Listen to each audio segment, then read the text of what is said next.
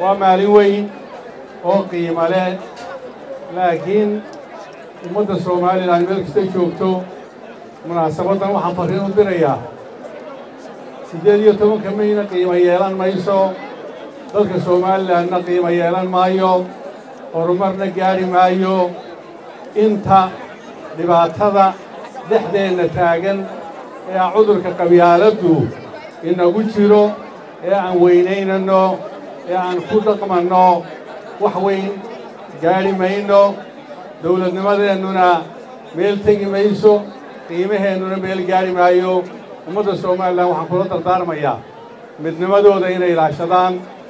oo ay iska daayaan qabyaaladda kala qoqobtay oo ay midoobaan oo ay cadowgooda u midoobaan oo ay horumarkooga iyo dhaqaalahooga u midoobaan cid kastoo hogaaminaysaana meel gaarsiin mayso oo macno u samayn mayso inta qofka meesha fadhiya kursiga أو كهمية إنه قبيل كفدية تدارك هاسان كعتة يوم تصومالي لان عوا ملك سيد شوقا وحلا هاي ورقبيالة ده حلا يسكدافو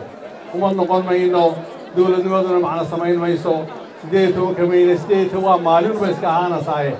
منفعيو من ما منا كيني ما يسو